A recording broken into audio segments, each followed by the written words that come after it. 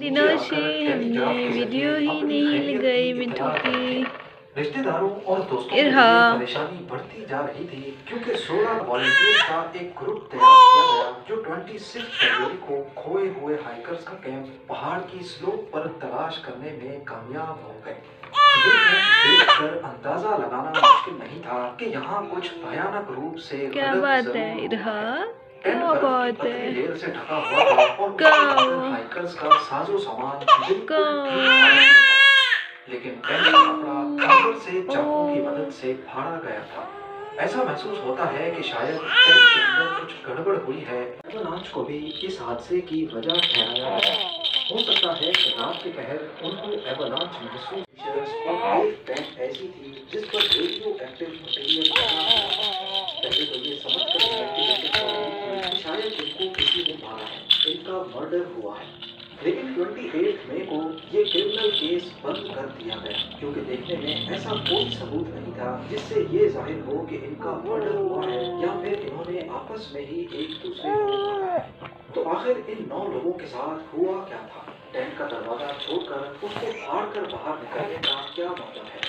ऐसी भी क्या इमरजेंसी हो गई थी कि टेंट को चाकू से फाड़कर सबको बाहर निकलना पड़ा? ये इमरजेंसी जो भी थी टेंट से निकलते ही खत्म हो गई क्योंकि उनके कदमों के निशानात भागने वाले निशानात नहीं थे। यानी टेंट में जो खतरा था वो बाहर निकलते ही टल गया और वो रिलैक्स होकर चलने लगे। ऑफिशियल रिपोर्ट के मुताबिक 9 में से 6 हाइकर्स की मौत हाइपोथर्मिया की वजह से हुई, लेकिन इनकी कंडीशन देखकर यकीन हुई तो उस वक्त यहाँ का टेम्परेचर करीब -30 डिग्री सेल्सियस था। लेकिन उनके कपड़े ऐसे थे जैसे गर्मियों के मौसम में पहन सकते हैं। लेकिन ऐसा क्यों था? पास मौजूद देवदार के दरख्त पर भी कुछ अजीब निशानात थे। इसकी शाखें 5 मीटर तक टूटी हुई थीं, जैसे इन्होंने अपनी जान बचाने के लिए रात के अंधेरे में इस पर चढ़ने की कोशिश की। अगले 3 हाइकर्स की लाशें भी टेंट और देवदार के दरख्त के बीच से ही बर्फ में दबी हुई पाई गई।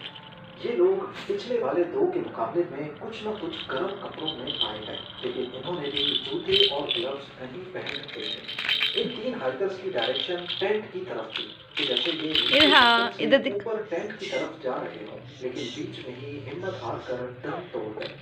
इनकी बॉडी पर कुछ जख्मों के निशानात पाए गए, लेकिन डॉक्टर्स ने इन पांचों की मौत की वजह हाइपोथर्मिया बताई, यानी वो कंडीशन जिसमें ज्यादा वक्त ठंड में रहने की वजह से बॉडी की सारी गर्माइश निकल जाती है। आखिरी के 4 हाइकर्स की बॉडीज जंगल की एक चट्टान के नीचे से बरामद हुई। उसी देवदार की तरफ से 75 मीटर अपोजिट डायरेक्शन में थी। इनमें से 3 को गहरी चोटें लगी थी, एक का सर फटा हुआ था और 2 की पसलियां टूटी हुई थी।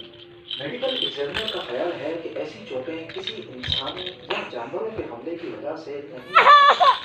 उनका ख्याल है यूनियन की हाइपोथर्मिया वाली कहानी के खिलाफ आवाज उठाना शुरू कर दी। उनका मानना था कि सोवियत सरकार हाइकर्स की मौत के ऊपर पर्दा डालकर असल वजह छुपा रही है।